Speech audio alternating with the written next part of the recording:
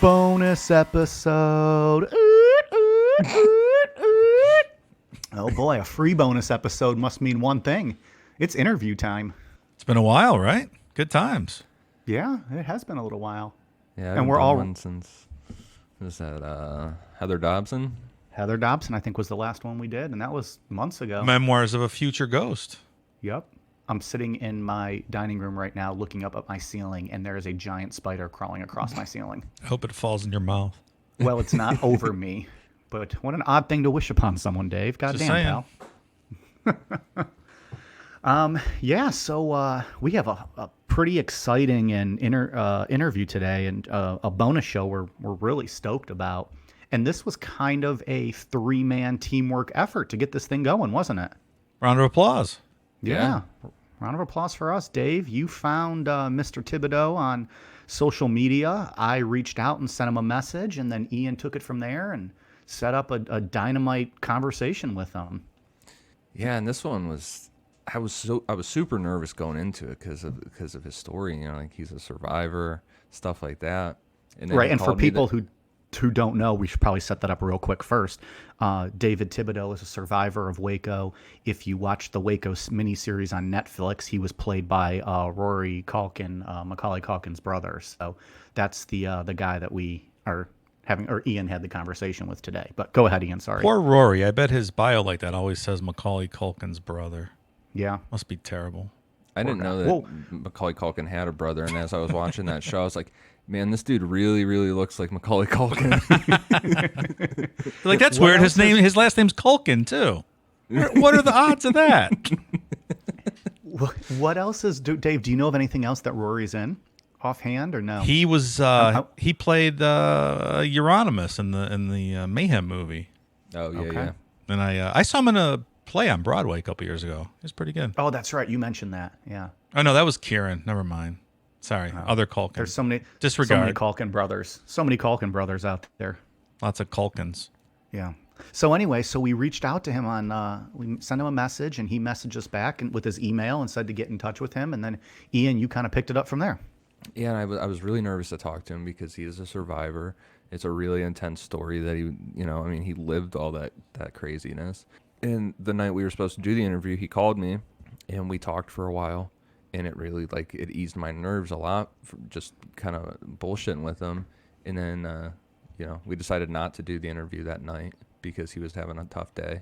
And we picked it up the next day. And I'll tell you what, man, we were just talking. Like, this is not even really an interview. This is just a straight up raw conversation that he and I had, because within the first 5 minutes of us just kind of talking, he starts going right into Waco stuff. Gary Nesner from the FBI, Timothy McVeigh. I mean, he answers like my last 3 questions in the first 5 minutes.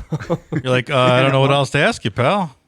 Yeah. At one point, he kind of flips the script and he starts interviewing you. He's like asking you questions. I know. I got one of my official written down questions in, and he never answered it. He flipped it on me and asked me my opinion on it. So, and then it just went from there, and It really was. It was just a conversation with him about Waco, and a lot of good information in there from him. He's a really smart guy with a lot of good insight to all of this. And it's such a fun conversation to listen to. Like, I wish I got to just go hang out with him and have some beers and listen to him tell some stories and just, pontificate about his thoughts on things, because he seems, like Dave said, he's really smart and just seems like a fun guy to hang out with. Yeah, for sure. So, yeah, so it's a great conversation, and we figured it'd be a good follow-up to the Waco series, just to drop kind of as a bonus here in the middle of our, what are we calling this, our month on domestic terrorism? Is that what this is? Shaping up to be, to domestic the month terrorism. leading to domestic terrorism. Yeah. So really quick, just a few plugs for Tibbs. WacoSurvivors.com, I believe, is the site that he runs and or has a lot of input in. A lot of good information there. WacoSurvivors.com. That's also where you can buy his book, where every book purchased he does personally sign. So you can get a signed copy of his book, which is called Waco, A Survivor Story.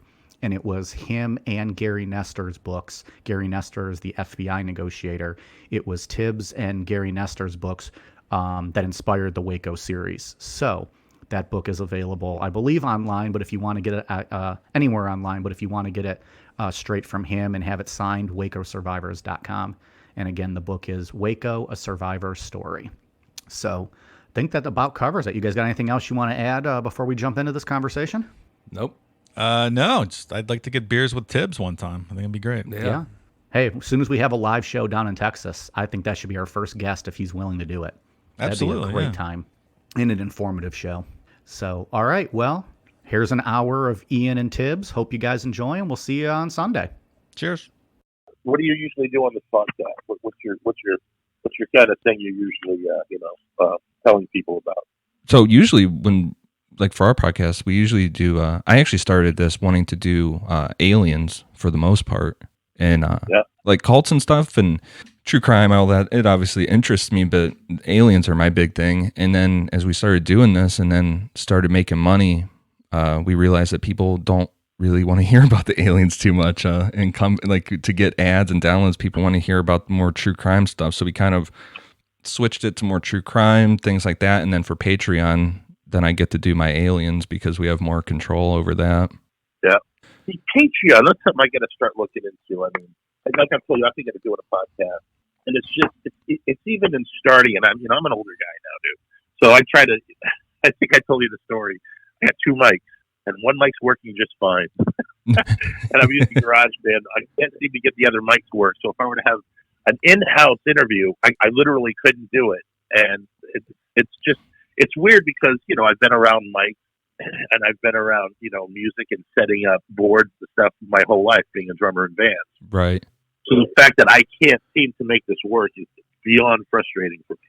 I sent you that link with the, you got to make an aggregate device for one of the mics. I did all that. Oh, you did? I've done all that. Yeah, the information you sent me is what I've been spending hours on watching YouTube videos and just doing exactly what they say, and there's still an issue. And I just, I think I got to get another cord that plugs directly into a USB device, right, and not the 16-inch mic. I don't know how to explain it. 16-inch jack. Yeah. Just the real small, super small jack. So I'm trying to do both, and I think that's the issue, but I don't know. I know it's not the cord. I know it's not the mic. So it's something internal, and I just, like I said, I was considering maybe, especially with the quarantine, doing the Zoom platform and just doing a, interview with people. Yeah, Zoom's great for that. Yeah. So, and it may happen.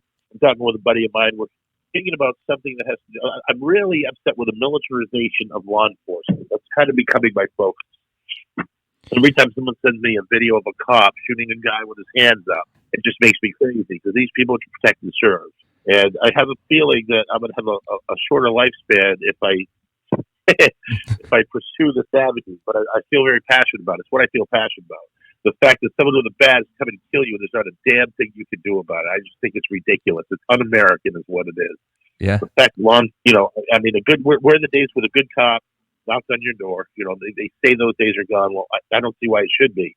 A cop should be parts of the community, and they should understand the community. They should care about their community, to protect and serve. We pay them. The taxpayers pay them. So when you see, I don't know, man, it's just, I saw a video yesterday of a African American individual running toward a cop with his hands up. Yeah, he probably should have been running toward the cop, but he had his hands up, and the cop unleashed his entire magazine into this kid. And I'm just like, dude, one shot, he could have been down. He's obviously unarmed with his hands up. So it was just, it's like if you watch, I was watching murder in front of me, and I know that there's 90% chance that cop's going to go through the system, and that a jury of his so-called peers are going to exonerate him because he's in law enforcement. Yeah, for sure. That's the problem with Waco. Sorry to interrupt. What were you saying, my friend? No, I was just going to say that's like, because we did Ruby Ridge 2 weeks ago and now we're doing Waco. And that's a huge theme of what we're talking about right now is this militarization of law enforcement and kind of like an excuse to play army almost. No, absolutely. With Waco, the big litigating factor to me that remains and causes me and other people to be angry about is the lack of justice. They try to go after the Davidian. Right. The jury acquitted all of the people of conspiracy to commit murder. Some of them were found guilty of a lesser charge than the jury thought would be time served for what they've already done while they were waiting for trial. And the judge gave them 40 years on this lesser violation. That's not what the jury had intended at all. had to take it to the Supreme Court for finally the guys to be let out of jail. So not only was there a miscarriage of justice there, but the fact that no government agency, no government officials who made the decision to go forward with this insane raid have been held accountable. Not only have they not been held accountable, they've been given raises, promotions, they get their pensions, they get their retirement, and no criminal actions whatsoever. Okay, so what's the message we're sending here? If you work for the government, you can do whatever you want, and it's just going to be fine. What other job can you go in and screw up and lie to your boss on a daily basis? The bosses of the American people. Lie to your bosses on a daily basis and continue to have your job. I can't think of one, my friend. I can't think of one job out there that would allow that to happen other than being a federal law enforcement official. You're not wrong. That's going to change. And here's the problem. Here's where, it's extremely frustrating. When there is no justice, when the system is so corrupt that it will not go after the murderers in its own system, then you get a populace that remains angry. And then 2 years after, you get someone like Timothy McVeigh who blows up the Oklahoma City building, the Oklahoma City bombing of the federal facility where all those children died. No one was more horrified with that than the people of Mount Carmel, the people that had survived and lived through all the hell that we lived through. So that's what you get, though, when you don't check your own people and have some kind of semblance of liberty, of righteousness, of justice. Justice is the big. It's the lack of justice that causes people to remain angry. So when a cop kills a black kid in the inner city, and the videotape comes out, the cop says, no, he had a gun. The videotape comes out where the kid's got his hands up, and that kid is now dead. Okay, and then a jury of his so-called peers justifies it and say, he was within his rights to kill the guy, and nothing happens to the cop. What happens? The people in the inner city go crazy, and rightly they should. It's sanctified murder of the state. Listen, change it. Stop making people pissed off and do stupid things and get in confrontations with law enforcement. Fix it. Fix the system. Do something about it. You people in power in your cities and your states, go after the murderers. Seriously. Stop it. Educate your police forces that they're there to protect and serve and do the right thing. Have the body cameras, and listen, if the cop's doing his job, there should be no reason for a body camera to malfunction. There should be no reason for kids to be killed needlessly. So comply or die, it seems to be the message that they're sending. Comply or die. Reminds me of RoboCop. Yeah. You have 15 seconds to comply. You have 10 seconds to comply. And you're complying and the thing's malfunctioning, and next thing you know, you're dead. Yeah. And there's a whole, I think part of the problem, at least the way that I look at it with that, is that there's obviously there's a lot of good cops, but there's a major issue in just protecting themselves, protecting their fellow police officers, no matter what happened in the situation. Yeah, it's the thin blue line, and that's another problem. That's a serious problem. It has been forever. Cops are a member of a brotherhood, and I understand that. They are putting their lives on the line. I totally understand that. But again, if you're a cop and you've taken a pledge to the Constitution, you've taken a pledge to serve your community, then by covering up another cop's ill deed, you're doing no good whatsoever for the community. You're doing no good for the oath you've taken. You've actually gone against the oath you've taken to serve the public, and you're now in apostasy, if you will. I mean, apostasy is probably the wrong word, but you're committing crime. Yeah. Okay, you're covering up for a fellow man in blue, and that's like I said, I understand that. But look at Gary Nesner. Let's take him as an example. The FBI negotiator whose other book was the basis for the Waco 6-part series. My book, Gary Nesner. Gary Nesner has not made a lot of friends in law enforcement because of what he said, but he told the truth. He believed that David Koresh was wrong, that David Koresh was culpable, but he also believed that a lot of mistakes were made internally, and that people were coming out, more people would have come out, maybe everyone would have come out, had they heeded what he was saying to them instead of gone in and taken the militaristic approach. So what's my point? My point is that there's an example of an FBI, someone on the inside, all right, someone who's supposed to be the good guy, that actually has done the right thing, despite the fact that a lot of his fellow agents are probably very upset with him. So it's about honesty. Listen, we're going to live this life, and then after, it's going to go very quickly, and we're going to die. We're all going to die. No one gets away with it, right? Right. No one's going to survive it. So what do you want your legacy to be? You know, what do you want to stand before the Creator or God or whatever you want to call the eternity? Mm-hmm. Once we get rid of this mortal coil, you want to say that, oh yeah, I lied and covered up for my friends, and I was, basically misled the public, or do you want to say, no, I was honest, I did the best, and I screwed up, but I did the best of my ability to do the job and make sure that, I wasn't trying to pull the wool over people's eyes. I think that it should be clear, the right choice. And people know it. And there are some people out there, a lot of them, sociopaths that are in government. They don't have any feelings or empathy. They don't give a crap, dude. They do not care. You can be the most feeling person in the world, watch the Waco 6-part series and be like, oh my God, those kids. That's fine. I appreciate empathy because I am a feeling person too, and I get it. Mm-hmm. But you got to understand, there's people in this world that do not care. They feel no empathy. They don't care.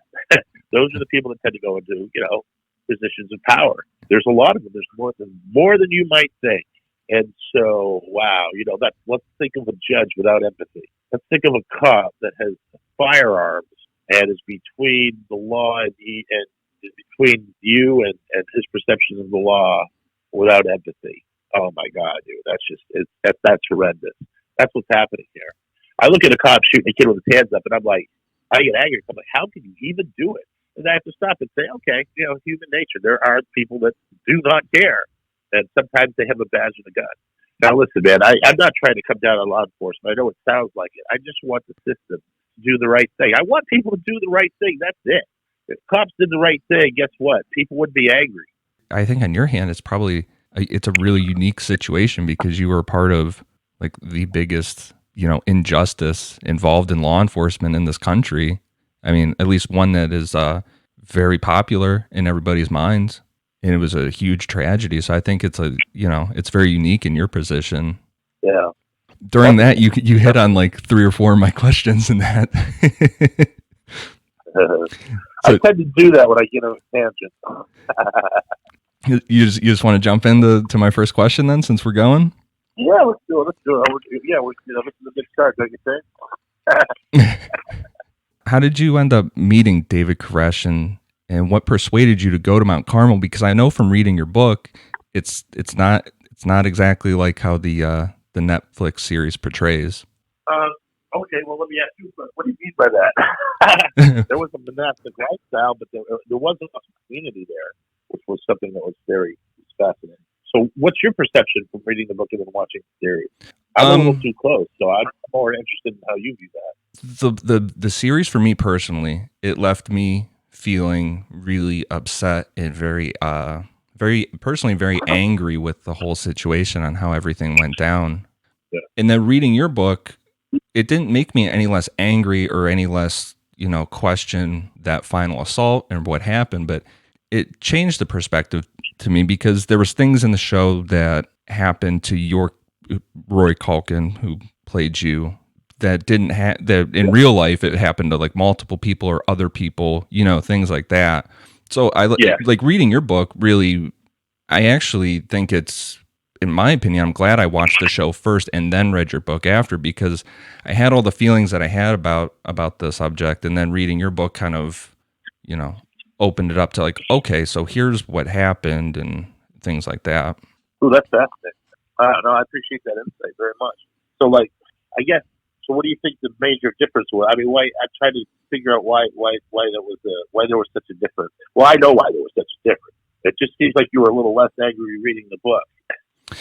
No, not less angry reading the book. I think I was more interested to see. It was more interesting from your point of view, I guess, versus the dramatization of things and the things that the things that didn't happen the way the show portrayed it. They still happened, but it didn't happen to you exactly, or it happened to multiple people. Things like that. There was those slight changes. But I mean, I think it's all really the same story at the end of the day. Yeah. Well, and that's the thing about it. I like the way you actually put that. The thing with the series being so, different with the characters and everything. That's one of the things that they do. They have to dramatize it. Right. Where when you're telling the story, which I told 40 years ago in the book. That's really more of what it was really like than what really happened. So I guess the part that bothers me is I don't want people. I don't like the idea. Well, people are going to do this because that's what people do. But I don't like the idea of people seeing the series and then reading the book and then being disappointed because the series was not exactly like the book. I didn't really have the control of the vision, the creative vision of the filmmaker. And I respect the creative vision of the filmmaker. And I know in trying to edit a book myself how hard it is to leave stuff out and put stuff in. And you know, I personally, it drives me so crazy. I usually have to have help with those decisions. So I have respect for the filmmaker. But I feel bad that people will feel maybe misled by seeing the series and reading the book. So I just want to tell people, and I do make this point quite a bit, the series is great. It's a work of fiction that's based on historical facts. The book is my experience. So the book is going to be more accurate as to what I've actually experienced. So I don't want anyone to feel like they were deceived. You know, this is not that the series is not a documentary. It was not a docudrama. It was a series.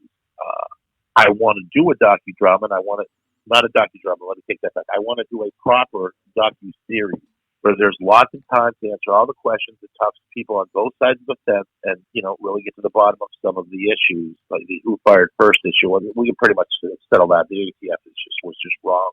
And their assessment, they just straight up lied. But the fire, there's still a lot of controversy. Right. Who started the fire, how the fire started. We know for a fact, okay, that the FBI had pyrotechnic devices that were found at the scene of the crime.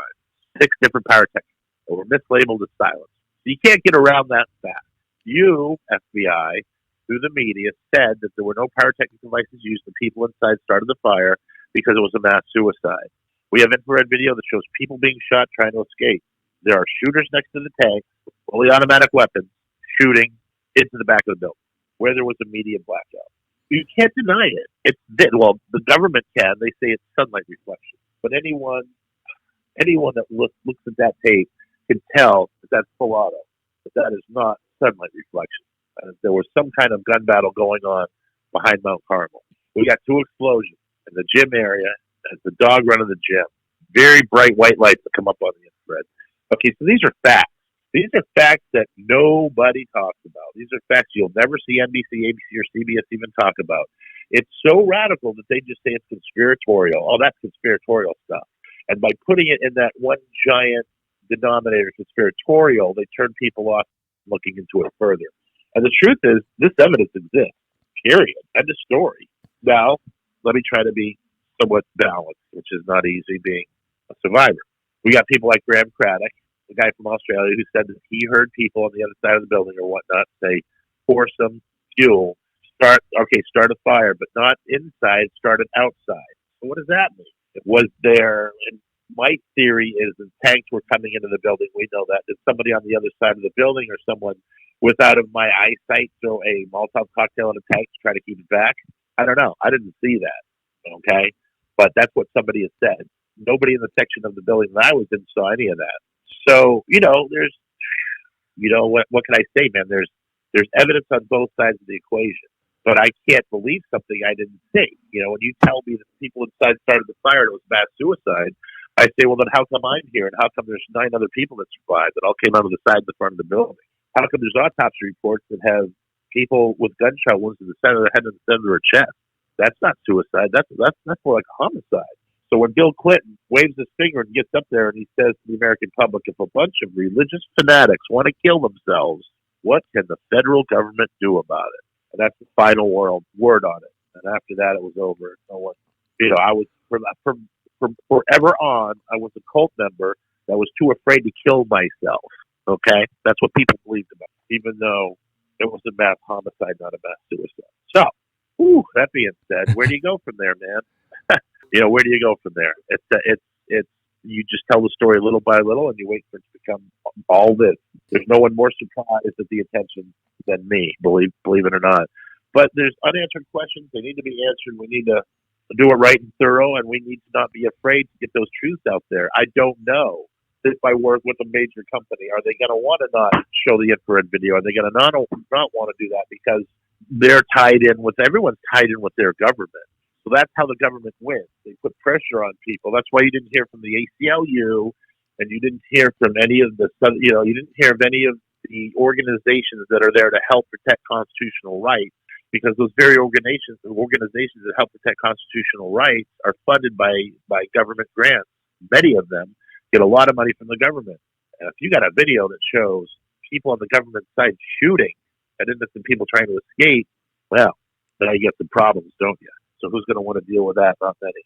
While we're talking about this, because because we just did Waco Part 2. We just recorded it the other night. And by the time this comes out, it'll have been released. But in the quote unquote official timeline of things, I read that at 8:24 a.m., the pilot flying above while the assault was going on said to cut communications. And then the timeline that I read doesn't come back on until 9 a.m. Do you have any insight? Is that when the flashes are seen going on outside, or do you have any input? No, I don't. I believe the flashes are much later. Okay. And I don't know if that is a thing, because why that early would that be a thing? The fire didn't start till 12. Right. And that's one of the other problems that I have. They say that they have audio tapes, right? Well, number one, we knew that every time they sent in a gallon of milk or they sent in a container or whatever, that it was bugs. We actually put all the bugs in one specific room in a closet. They were pretty easy to see. It's not like we didn't know that they were going to try something like that. So they were all in a closet. And so what bugs that are the FBI talking about when they said that they have audio tapes of people saying start a fire? I have a huge problem with that. Now, there's some special forces guys for people that crawled under the house and put bugs in? That's possible. I don't know. They haven't clarified what bugs they're talking about. And the other issue I have is that the government said that the bugs that they pour the fuel, spread them there, put them there, but all those occurred at 6 a.m. That's 6 hours before the fire. So by their own testimony, they say that at 6 a.m. someone said, start a fire, start the fire. If someone said start the fire, why did it take 6 hours for the fire to start? I'm just saying, man, it doesn't make sense. Right. And then when Congress asked the FBI, excuse me, please, that's not for some reason. When Congress asked the FBI, where's the, why, if you knew that they were going to react and put the place on fire, why would you go forward with the CS gas attack? And they said, we didn't think that they were going to do that. If we would have thought they were going to do that, we would never have gone forward with a CS gas attack. But we couldn't hear the tapes. We had to take them back to Quantico and have them scrubbed, meaning they had to enhance the tapes. The word scrubbed is very interesting. Anybody ever saw a movie called, I love this movie too, it was excellent, very well done, called Primary Colors. It was about Bill Clinton's run for office back when he was governor of Arkansas. And there's a scene in there where they take tapes and they mash them together, a phone conversation, to make somebody say, and they use Larry King as an example, to make someone say something that they never said. They made it look like Larry was soliciting a prostitute. Very interesting. So here's my point. We know that that's possible. My other point is we know that they had their tapes back in their lab to quote-unquote scrub them. The word scrub, to me, is a huge red flag. Okay, so what's my point? My point is the fire happened 6 hours after the FBI tapes claimed that someone said start the fire. That's ridiculous. And you know what? Anyone who has heard those tapes, myself, Kathy Schroeder, when I played them at the grand jury, they gave us a script. And the script said what they wanted you to hear on the tapes. And when it gets to the point where it said, start the fire, I asked them to play it 5 or 6 times with my eyes closed, and all I could hear was cut the power. Now, no, I don't know why someone would be saying cut the power. Were they talking about the generators? I don't know. The point is, no, they did not say start the fire. Yet that's what it was interpreted as, to start the fire. And, that's a very vivid memory, because the grand jury was not, sitting in front of the grand jury was not fun. Sitting in front of many people who are looking at you like you're the craziest thing they've ever seen, and all the questions are stemmed from that. How could you be involved in such a group? The whole grand jury process was just to make you feel like a piece of crap. They didn't want to get to the truth of things. It's just been, anyway, that was a bad day. I didn't enjoy that day. But I think I've made my point, and that's just it. There's points. Every time they do a documentary, they leave you with the conclusion they want to leave the audience with. But I tell you, just about every point they make can be countered. There is a logical counter to every point the government makes, but our side's never allowed to make that point ever. And how do we make the point? Through podcasts, through writing a book, the days, weeks, months, and years it takes for it to reach a mass consciousness level when you do not control the press and the media. That's how you make your point. So let me segue into this. So what can we do about that? Nothing. But what did I do about it? I made sure that the government was not allowed to rewrite history the way they want it rewritten. We all know that history is written by the victors. Not in this case. Now, they may have gotten away from prosecution. They may have gotten away from public opinion being so angry with them after gassing children to death that they get to survive and get their pensions and live their precious lives. You know, going and taking the kids to Disneyland every year, whatever the hell these people that control the press and lie to the American public do with their spare time. But guess what they didn't get to do? They didn't get to change history. It's taken 27 years, but they're not going to change history, okay? I could die tomorrow. They could take me out. I could have a heart attack. It doesn't matter. It's done. I've written the book. The series is out. The damage is done. Okay, whatever. That's it. That's my role. I just wanted to make sure they didn't rewrite history. I did not think it would get to be this. You know, I thought there would be a little thing and a little blurb in American history, and maybe 200 years down the road, someone would accidentally find my book and go, "Oh, that's interesting." But I'm glad. You know, my dad's a history teacher. History is important. Understanding the past is important, even if most people today don't think that it is. Right. Yeah, for sure. And that's incredibly important. And so that's it. I don't know what more I can add. They're not going to be able to rewrite history. It's too late for them. So na. You know what really stuck out to me? No problem. We're just weird humor, man. The one thing that stuck out to me with the government trying to push the idea that the tapes say that you guys started the fire was when there's things like it took them 6 years to admit that pyrotechnic devices were used, and then I think it was Times came out with an article, or maybe the New York Times, that over 100 agents knew about those pyrotechnic devices, but no one said anything for the 6 years. And then that paper, with permission, acknowledging that, was absent from the 1994 congressional investigation. Those are the kind of things that it's like, well, how is anybody supposed to believe what you're saying at that point, towards the government? How is anybody supposed to believe what the government's saying? Because those little facts make it seem like there's a huge cover up. Okay. Wow. I got to tell you, buddy, I hadn't read that.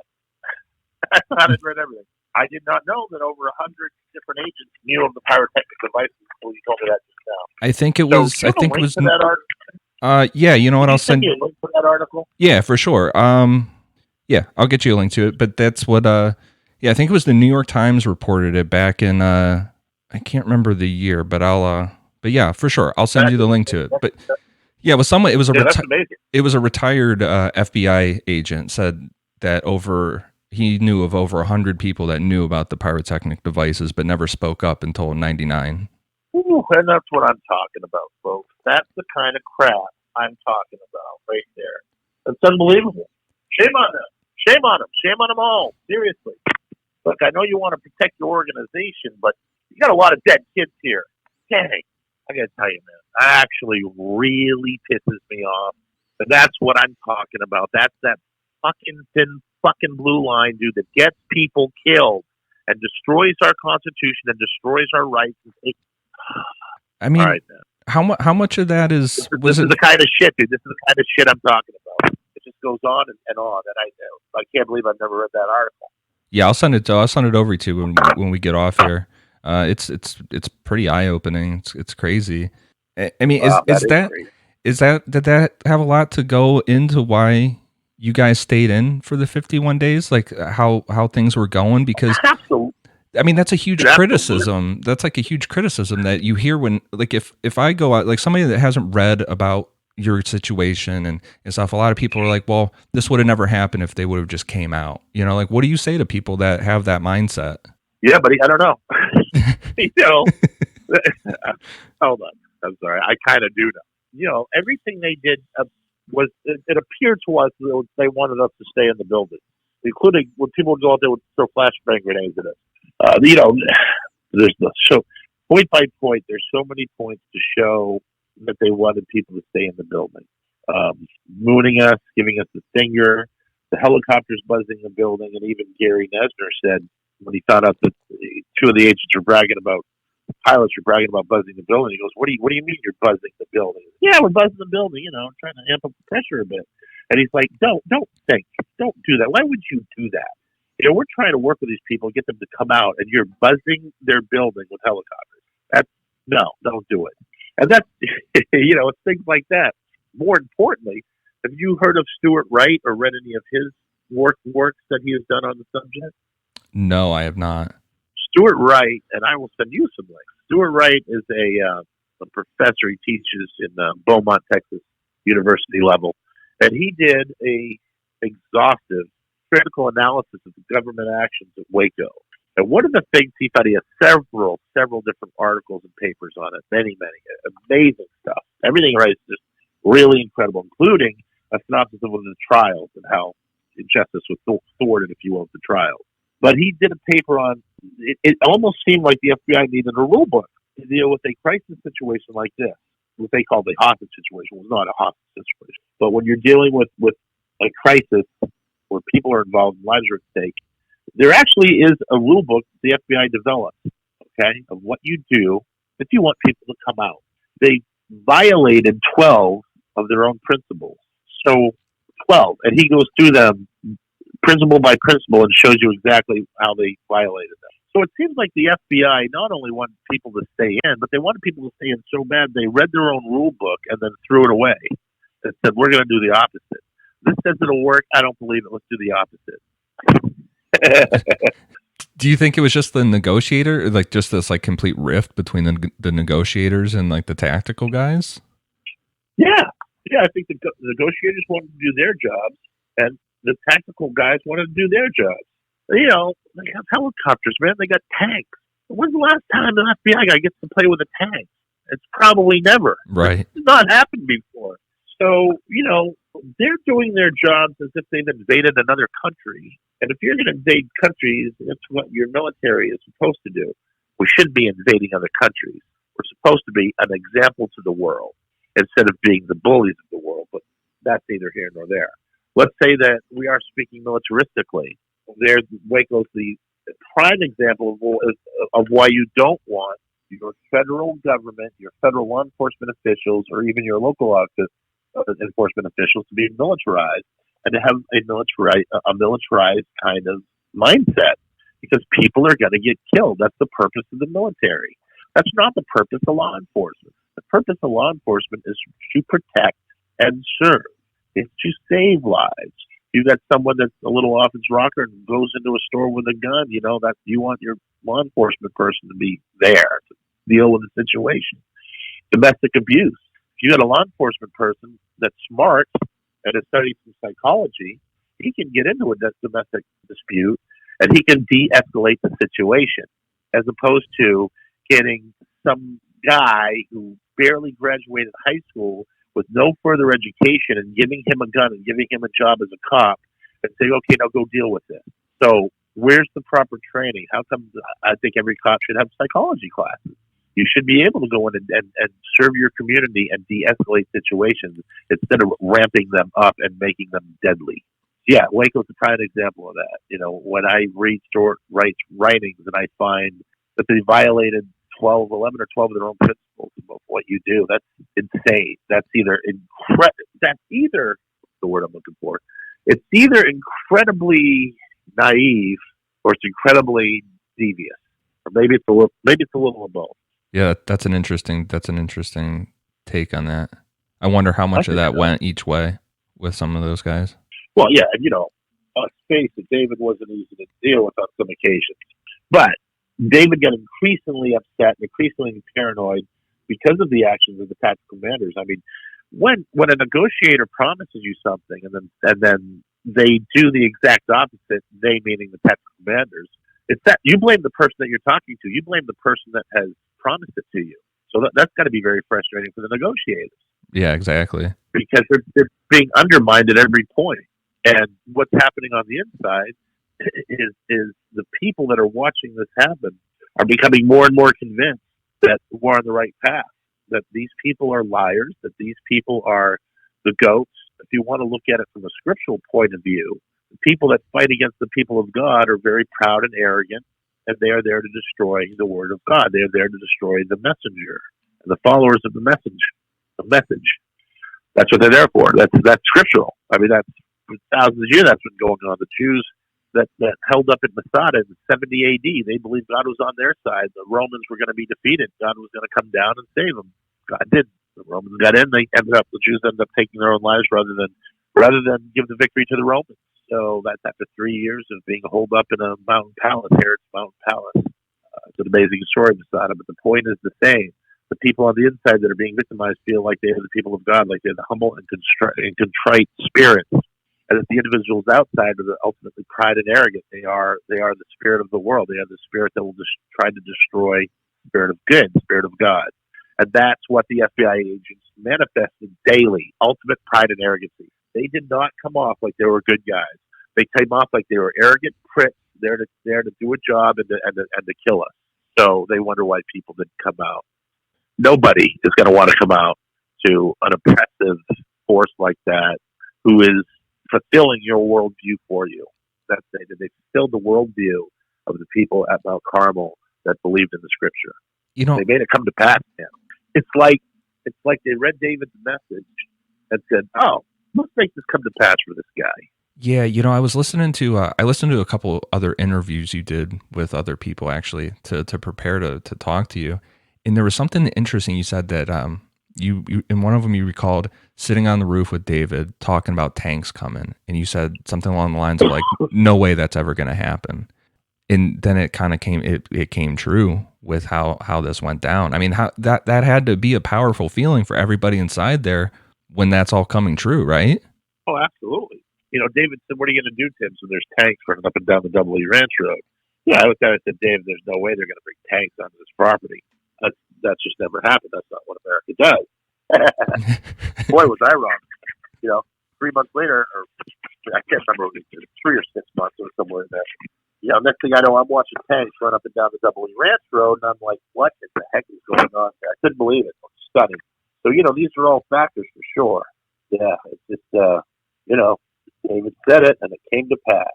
But you're also talking about a people that studied the scripture and lived in that world, and that's a very different world to live in. That's not like, I don't know, man. It's like going back in time, very much so, when you really study the scripture and want to get to know it. And the only reason I wanted to get to know it, I was a very worldly kind of guy. I just knew that book had a lot of power, and that book had been used for years to control people and to fight people, and the people had died for it and believed in it. And I wondered what the power was. Why? Why is there a power to the book? What does it really say that is worth dying for? Well, I didn't go into this thinking that I was looking for a truth to die for. Okay, but I wondered what it said that could bring men to believe in it that much, where they were willing to die for God. And that's why I wanted to know it in the first place, not because I felt like I needed to be a better person. I was a good person, but I was having a blast being in a rock band, and with all the stuff that comes with that. I didn't want to be a holy roller, man. I didn't want to, not go out and drink and chase girls. That wasn't in the plan. It just kind of happened. I started to see things in the world differently. And that was another thing that was really interesting. Is once I started to study the scripture and I started to see it, life in a different way. I literally saw things in a different way. I would walk into a toy store. I would walk into let's say a Walmart or something. I would look at the toys. I would notice that a lot of toys are geared are especially for young boys, are built around war. There's guns, there's Nerf guns, there's tanks. You can buy helicopters. I was in a GI Joe when I was a kid. I remember that very distinctly. But I started to see things a little different. It's like, why so many toys geared around war? Are we trying to tell our kids something? Are we trying to get them to believe in something? When I was young, we had to say the Pledge of Allegiance every day. I'm sure they don't do that in school anymore. But when I was in school, we had to say the Pledge of Allegiance today. And, I had to stop and think about the Pledge of Allegiance. What it says, I pledge allegiance to the flag of the United States of America, one nation under God, indivisible, with liberty and justice for all. We think of the Pledge of Allegiance, you're pledging yourself to a nationalistic viewpoint and to serving that government under God no matter what. And it's just like, it was something you did. It was very patriotic. I am committed to this country. I love this country. That's why I talk the way I do about it, because I want it to change for the better. But the point is, in studying the scripture, I started to see everything a little bit differently. I started to see why toys are geared toward war. I started to see why every day they want you to say the Pledge of Allegiance. Like, they want you to be involved in this. When duty calls, they want you to come and not think about it, just follow orders and do whatever they say. And that's been a big problem with just about all the wars. We think of World War II. The Japanese bombed at Pearl Harbor. Okay. Everybody signed up. Just about every able-bodied American male signed up for that righteous cause to go and fight Hitler and go and fight the Japanese because they attacked us. And it was a sneak attack. It was terrible, and it was evil, and it was wrong. And, we're going to get you back to killing our countrymen. Totally get that. That's great. But then there was a war called Korea, which wasn't a war. It was a police action. And there was another police action called Vietnam. And then all of a sudden, Americans started to become very disillusioned with war and with the government's reasons for being in those wars. The Pentagon Papers. The Pentagon Papers came out that basically stated that the Vietnam War was unwinnable, and that people that are in the know knew that the Vietnam War was unwinnable. And instead of pulling out, they doubled down, and they sent even more American kids to go and die for nothing. Literally to go and die for no reason whatsoever, for an unwinnable war. So instead of just saying, okay, we were wrong, we're going to pull out, we stayed in the war for years and years and years.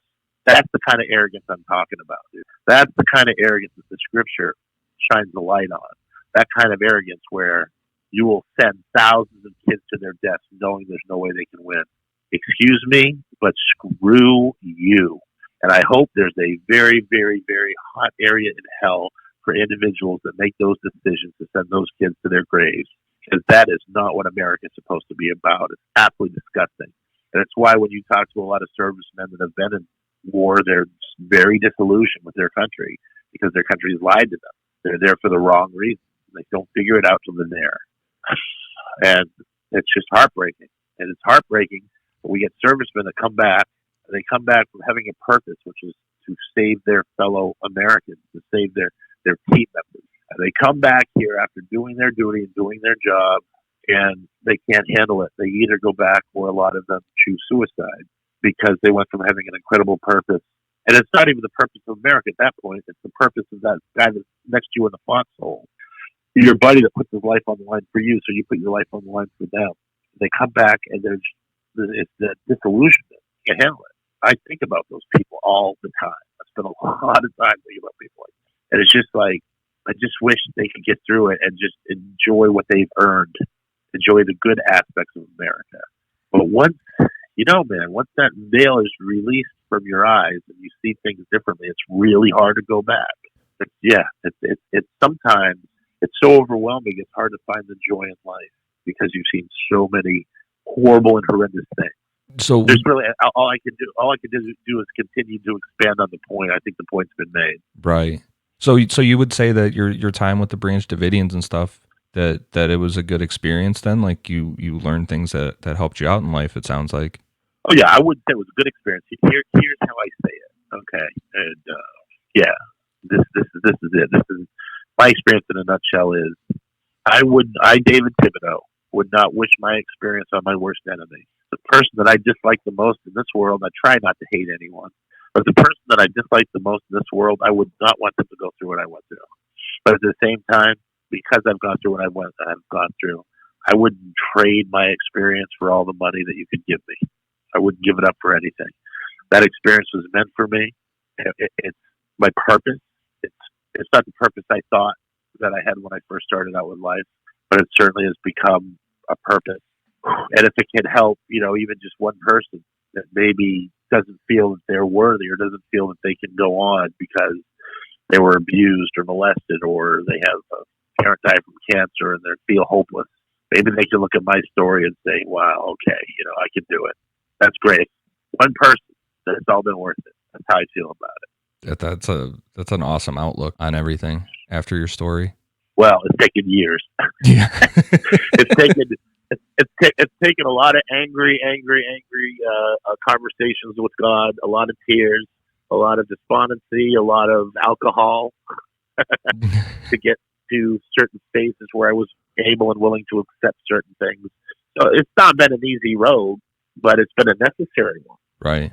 And other people that are maybe, in a drug and or alcohol dependency, it feels like there's absolutely no place to go. There's a place to go, and it's upward. And you just got to get to the point, man, if you're listening, where you want your soul back. And you say, okay, I want my soul back. I screwed up. I'm sorry, God. Help me out here, will you? And you got to get rid of all your negative influences. You either have to move, go home, do whatever you got to do to get those negative influences out of your life and start it all over, dude. Just look to a higher power and say, yep, I can do it. And you can. That's what it was for me. I wanted my soul back. I wanted to stop giving up the power that I was giving with my experience. That's what I did. I hid from it. I ran from it. I gave up my power for years. Look, I think that had to happen. I don't think I would be here. I don't think I could deal with this. I couldn't deal with the thousands of people that I'm hearing from every day wanting to tell me their life stories because now it's on Netflix and millions of people have seen the story. I couldn't have dealt with that back then. No way. So I had to go through a whole rasher of shit to be here and be able to have that outlook that you say is, a positive outlook. It wasn't easy. It's a lifetime of experience to have that outlook.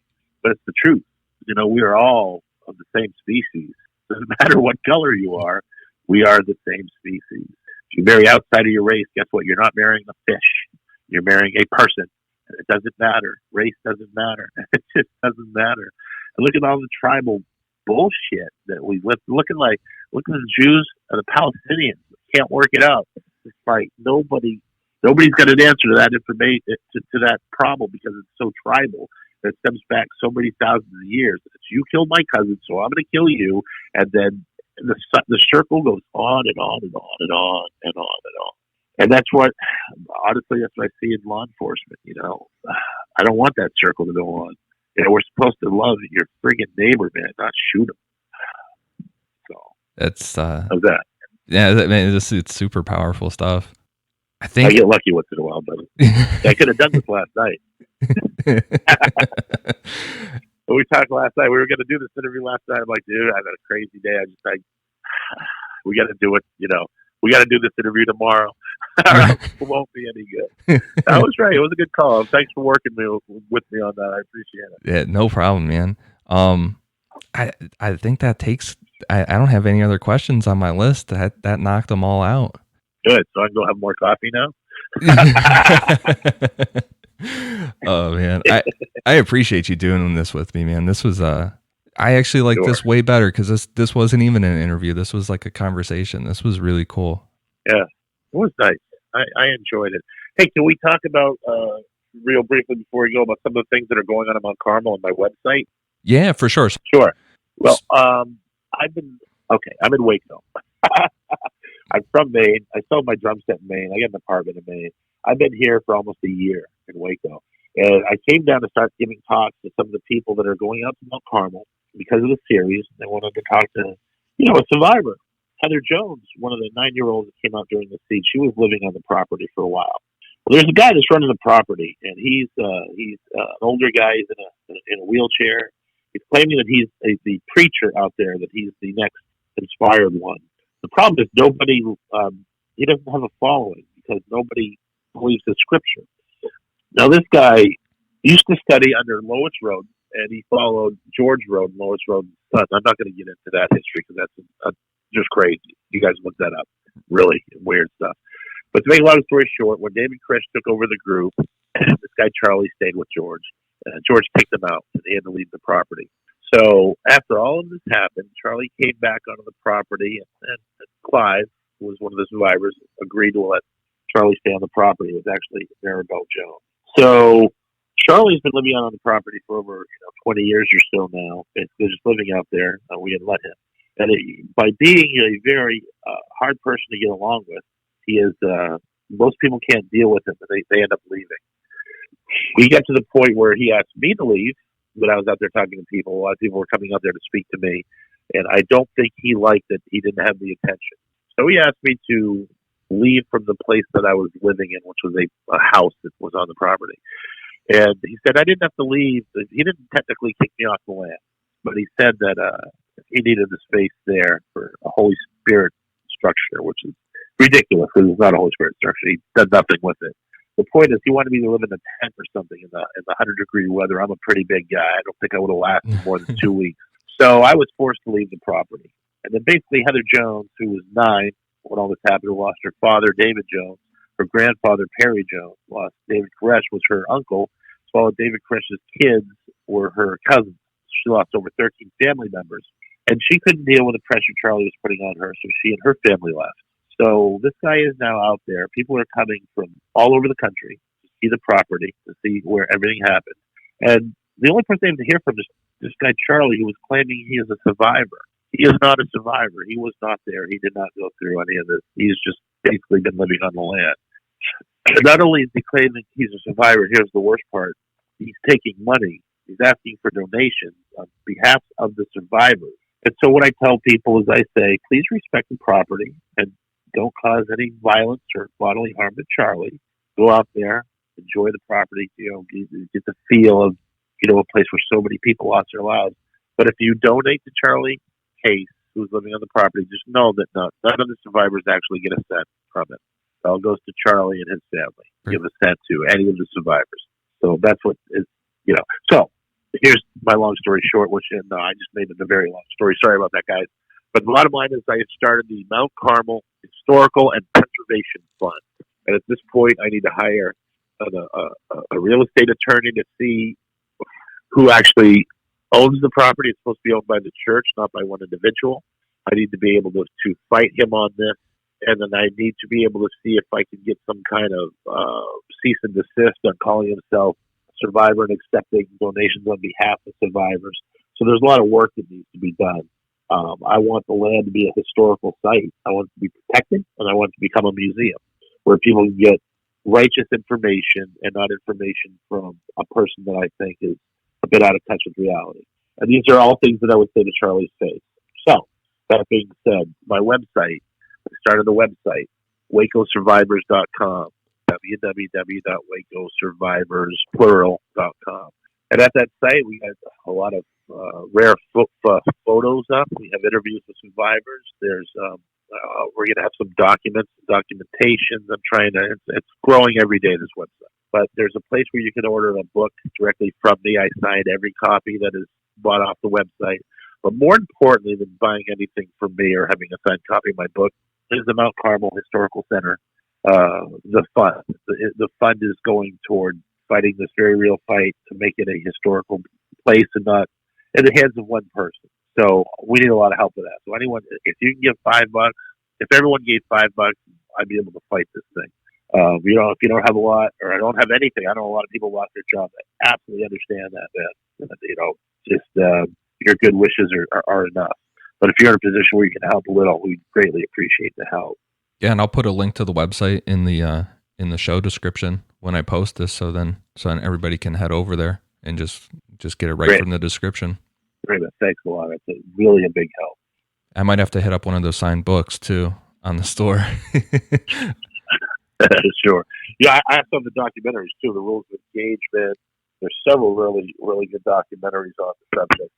But if if people really want to know what happened, the Rules of Engagement was a great documentary. It was nominated for an Oscar. I mean, it's phenomenal. That's a good way. That's a good start for those that like the visual or some of the documentaries. I have copies of those available too. Awesome. Well, hey man, I really appreciate you doing this. This was super fun, and I feel like we got a lot of Yeah, and we got a lot of good information in here, man. It's awesome to hear it from someone who lived it, point of view. Thanks, man. I appreciate that.